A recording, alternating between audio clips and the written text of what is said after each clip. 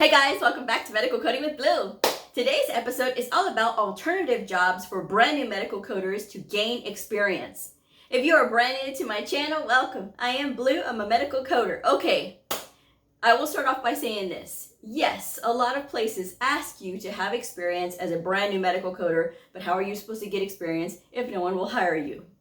I always tell people that even if the place is asking for experience and they want you to have 3 to 5 years of experience, still apply anyway.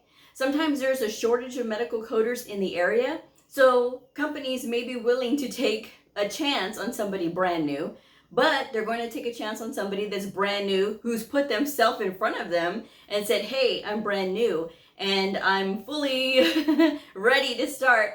I've educated myself as much as I can and I'm ready to go. A lot of times employers are not going to want to spend a lot of time training. So if you are showing initiative already and you're showing that you are prepared and that you have been studying, it's going to make the training process a little bit easier for them, and they may be willing to take a chance on you. But you have to put yourself in that position, guys. So I'm just going to put that out there. That way you guys can know. Your resume plays a huge part in it. A lot of times people say, Blue, just get to the jobs. No, you have to know that you have to have a really good resume. Otherwise, you're not even going to get a shot at even the alternative jobs if you don't have your resume in order. Your resume and cover letter need to look good. So whatever you do, take the time. Do not make your resume sound like everybody else's, because when it does, if I was hiring, I would do that. Oh, I'm a team player, I'm a hard worker, I'm always on time. Next. Because you are trying to sound like everybody else. I'm just saying. I do resume reviews and my rates are in the description box below if you're interested in that. But I also say this other thing too. Do not hire a professional resume writer. No one will know your skills like you do. I'm just saying. So yes, everybody can write. I am a strong believer in that. Even if you say, oh, Blue, I don't like to write, I don't care. You're going to have to get used to writing, because when you are in the real world of medical coding, you are going to need to write. We write queries, we write emails, and everything needs to sound good. So you need to get used to getting into that habit of writing. And it's going to start with your resume and it's going to start with your cover letter. I'm just saying. So the first job I'm going to talk about that can help you to gain experience is medical billing. This is a big one because a lot of medical coders get their start in medical billing. Now, some people may say, well, Blue, I really don't want to do that. I don't blame you. Billing is not for everybody. I've never done billing, but I can imagine that it is difficult because not only are you working with the insurance companies, but you're also working with the patients, and you're also working like with cash handling and things like that. So there's a lot of moving parts to being a medical biller. Now, how does it fill out your resume for medical coding? Well, obviously, you're working with codes and documentation and procedures and diagnoses. So you're starting to see how these things match up. When things are submitted to the insurance company, you know about their rules, which is also going to make you look a lot more attractive because you understand the insurance process. And when you fully understand the insurance process, this helps. Because you do not have to be certified to be a medical biller. All you need is a high school diploma or a GED. If you don't believe me, check the listings. But a lot of times people will say, well, I'm going to get certified to be a medical biller. You don't have to be certified to be a biller, guys, and I'm going to keep saying it because it's money that you have to spend in order to maintain that credential. And now, if you want to take a class on billing, that is totally fine. I am all for education because a lot of times these are worth continuing education units. However, to be able to maintain this, you can say the same thing with either not having a credential or having a credential. Because on our credential exams, whether you're taking the CCS, the CCSP, the CCA, or the CPC, and that is with a HEMA and APC respectively, we're all tested on reimbursement. So we are all capable of doing medical billing even with our credentials the way it is. So that also out of the way, insurance companies and things like that do look for medical coders when they are hiring, because who better to look at these claims that are coming in than a medical coder? So that is another alternative place that you can apply and say, well, I want to do work in the billing department. I am already a certified medical coder. Even better. And they're not going to look at you to have experience because they're going to say, okay, well, this is a person that's going to be working in our billing department. They just happen to be educated in medical coding, which makes it even all the much more better. So medical billing is a great place to start. And you don't have to be there forever, just long enough to start getting that experience and still putting your resume out. Even if you do get hired as a medical biller, you can still continue to apply as a medical coder, but you are in the process of learning. So keep that in mind. And when you do get that call to become a medical coder and you start to go on those interviews, you got to do your best. That's all you can do. But it's going to show a lot of initiative just by working in an alternative position, trying to get to medical coding through medical billing. Okay, that's the first one. The next one is risk adjustment coder. Again, another position where you don't even have to be certified. I have done many job listing reviews where I'm looking at the job listings through Indeed, and they have risk adjustment coder. They're not even asking a lot of times, okay? Sometimes they are asking the coders to be certified. A lot of times they're not. So that is what I have noticed about risk adjustment coding. Now, what is risk adjustment coding? That has all to do with diagnoses coding and no E&M, no procedures. So don't get excited, right? It's a great place to start. It is not meant for you to continue on in this one place because then you'll never grow as a medical coder. Sure, if you get hired on as a risk adjustment coder and you wanted to stay there, by all means, go ahead. But you're not really exercising the full potential of your medical coding credential when you do that. Being a medical coder requires you to continue to grow and continue to go with the flow of change because there is changes every single year, whether it is with the rules, the diagnoses, the procedures. There's going to be changes all the time. So just be prepared for that. But use the time that you're getting this position as a risk adjustment coder to learn about the disease process, learn about the pathology of disease, and make sure that you truly understand looking up diagnosis codes forwards and backwards.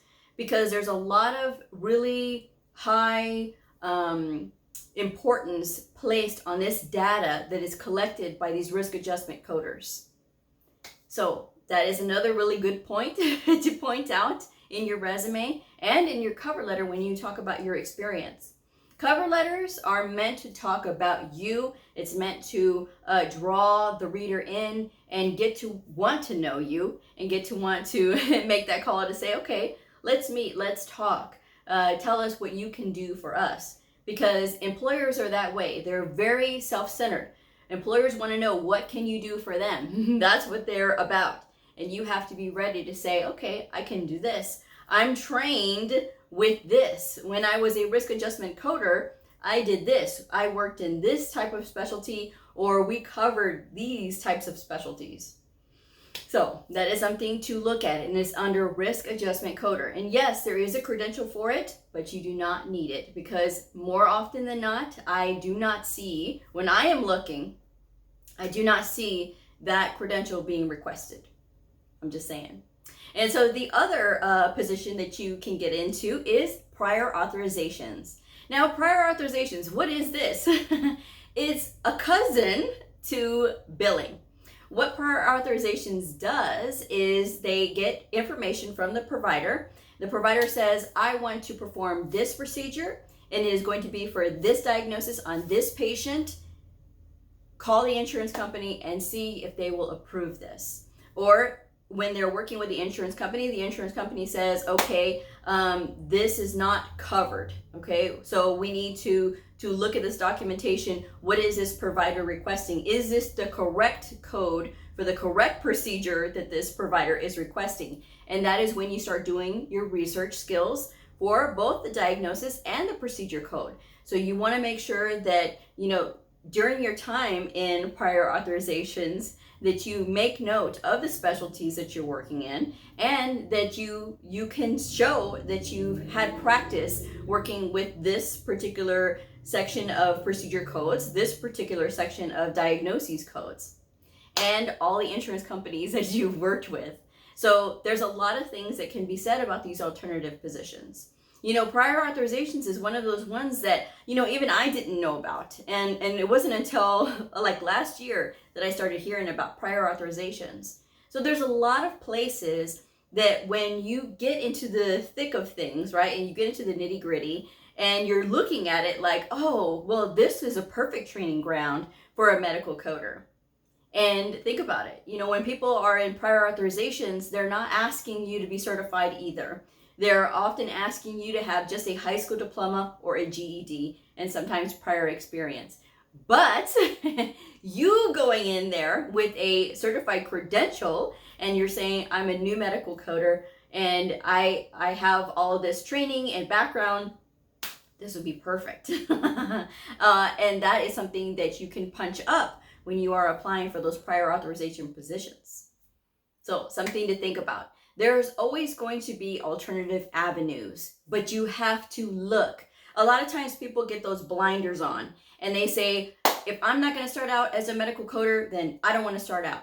That's the wrong attitude to have. When I've heard that, it's the wrong attitude to have. Well, I didn't go to school all these months just to become a biller or just to become a prior authorizations. These are all very important functions in our industry. And all roads are going to lead you wherever it is that you want to go. These are roads that can lead you eventually to a medical coding position. That is, if that is your goal. So that is something to think about. Sometimes people are an all or nothing type of thought mentality, and you can't do that. With medical coding in this industry, you have to be a little bit more fluid, and you have to be willing to accept the challenges and accept that, yes, they're going to want you to have experience, because we all went through that. When I was out applying, I went through the same thing, okay? So I didn't get off scot-free either. And people will tell me, and they'll sometimes get mad at me. They will, well, Blue, you only spent 2 months looking. I've spent years looking. Well, I don't know what's happening with that person, and I don't know where they are. So location plays a lot into it. Can you pass a background check? Can you pass a drug screen? That is also another reason that sometimes people are not getting hired. So those are things that you have to think about when you're getting discouraged, because yes, it can be discouraging during this time. And when you're like, well, how can I get in? Those alternative positions, billing, risk adjustment, prior authorizations, those can all lead you to becoming a medical coder, because that's putting actual coding, like exposure to the codes, not coding, but exposure to the codes on your resume. And that's really important, especially when you're brand new.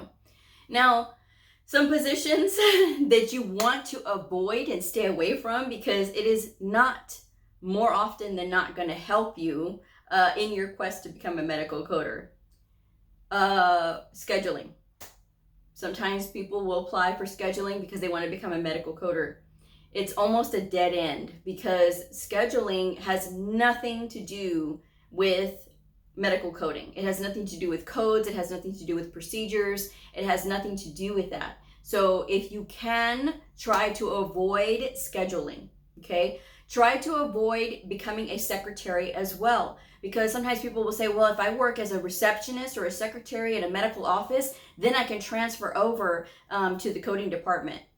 The thing that can happen with being a receptionist is one of two things. Either you will find that you really don't like being a secretary, or you'll be really good at it and you're not going to go anywhere. So that is a thing. And not go anywhere, meaning your employer is not going to want to move you to the billing or the coding department, because you are so good at your function of what you're doing. So that is something to think about. Sometimes people will get into that trap of, well, I need to find a job, Blue, so I applied for a receptionist position, but, my employer doesn't want to move me now to the coding position, the coding department, because, they really like me there. That happens, especially if you have a really good personality and you're really good with the patients. sometimes it's very hard to find somebody that can fill that spot that is so good at it. So you want to get yourself in those positions that are going to gear you towards the path that you want, which is to be a medical coder. And, you know, like I said, all the other alternative positions, they're all needed. But with these positions that I've said, you don't have to be certified. You know, you don't even have to have experience a lot of times. So that is something to think about when you are out there and you're trying to apply for not just these coding positions, but these alternative positions as well. So it's going to help you to make connections too. So think about that. When you are working like in the billing department, you know, that person knows the person that is over the coders. If you're working in a hospital, at least that's the case in my facility. The billing departments do know who is in the coding department. So that is something to think about there as well.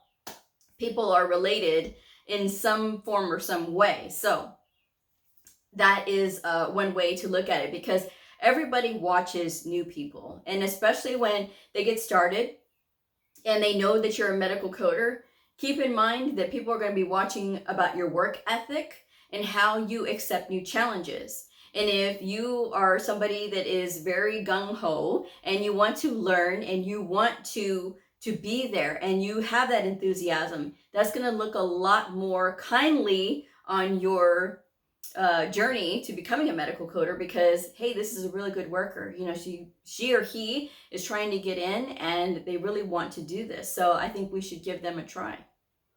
That is something that you should know.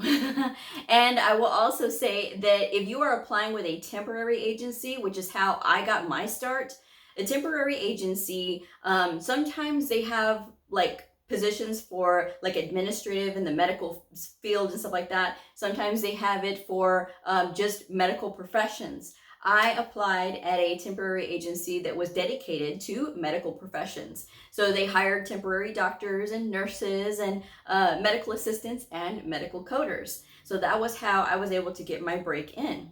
Because when I applied at the temporary agency, you know, they said, okay, well, we're going to look for an assignment for you. We're going to give you a test to make sure that you have at least the fundamental skills to become a medical coder and to be, you know, in the field without needing so much help. So I took the test and they said, okay, well, you passed. So we're going to give you a call back when we find something. And, you know, I had heard, well, we'll call you so many times. So I was like, okay, like whatever. But to my surprise and to my joy, I did get my first assignment, and it was that following week. So that worked out really well for me. But, you know, applying at a temporary agency is going to put different assignments on your resume and is going to give you more exposure to the field, which is why going with a temporary agency really does help. But guys, you have to know that this time in the beginning, it is very, very rigorous. I was gonna say strenuous, but it's very rigorous in the fact that you're gonna get a lot of rejection and you're gonna be going through this emotional roller coaster in the beginning, because you need a job, you want a job, you're ready to get started, you really want to get into this field, but how can you? You just have to keep going, guys. And like I said, applying for these alternative positions is really going to pave the way. It doesn't mean that you have to stop applying for regular medical coding positions. That is something that you should know as well. But looking at going to like meetings and things like that, your local chapter meetings, talking with people, mentors, and getting the word out that you are looking for a medical coding position will sometimes give you luck that way too, because I've seen people on LinkedIn that announce that they're out looking for a job, and sometimes they get hooked up and somebody says, okay, well, we'll go ahead and take a chance on you. So that is another place that you can look at networking. But when you're networking, just be sure that you are not falling for everything that you hear, okay? Because sometimes people will say things that are self-serving and they'll do those things, and it's just like sometimes when I see things, I shake my head, because, you know, we should be encouraging each other. We should be paving the way for the next generation of medical coders. But sometimes that's not always the case. And a lot of times new medical coders are told a lot of things that are untrue, like, oh, getting a bunch of credentials. If you watched my episode yesterday, you know my feelings on that. You can be a totally successful medical coder with just one credential. I currently have one credential, and you know, it says a lot when you're trying to, you know, get all these credentials before you have experience, guys. Employers will know, especially if they're seeing when you got your certifications. They're going to know that you don't have the experience to back those up if you're going to try to stroll up in there with a string of credentials after your name. So that is something to think about and something to know when you're out there. How you're presenting yourself truly does play a huge part in it. You can't be defeated and you can't be negative. You have to still stay positive. No matter what happens during this time, you have to stay positive because it's imperative to you being able to get in, that you stay in this positive way, because when you do, that's when doors start to open. Because if you start feeling defeated and you start thinking, well, you know, I just wasted all this money and I don't want to do this and I'm frustrated because I didn't get a job within 2 weeks, guys, it's unrealistic. You know, you need to think about what you're walking into. When you're walking into this field of medical coding to become a medical coder, you're walking into people who have experience and people who have been in this for decades. And for some people, they've been in it for a while, you know, so having all of that, you know, you're just barely trying to just jump in. You have a lot to learn. I always say, you know, we as medical coders have to know what doctors know while never having gone to medical school. And that is the truth. So you have to look at, like, I'm trying to catch up with all of this knowledge that I need to be successful in this field. But if you truly want this and you truly want to become a medical coder, you will get there. But you have to be stubborn and you have to be persistent. That is something that I will always say, because it is possible. I just heard from a viewer today who got her first job and she's been looking for months, and I'm so excited for her because I know she's worked hard for this moment, and I can't wait to hear more about her journey. So it is something that does happen. Don't feel defeated and don't give up, guys. That's all I'm going to say. So I'm going to wrap this one up. Best of luck to you guys. I hope that you do apply for those positions. And when you do get them, make sure that you learn everything that you can. Okay? So I'm going to wrap this one up. Thank you guys so much for joining me. I hope you hit that subscribe button, like this, share this if it helped you, or share it with somebody that you know who's out there looking for a job. I will see y'all in the next episode. Bye!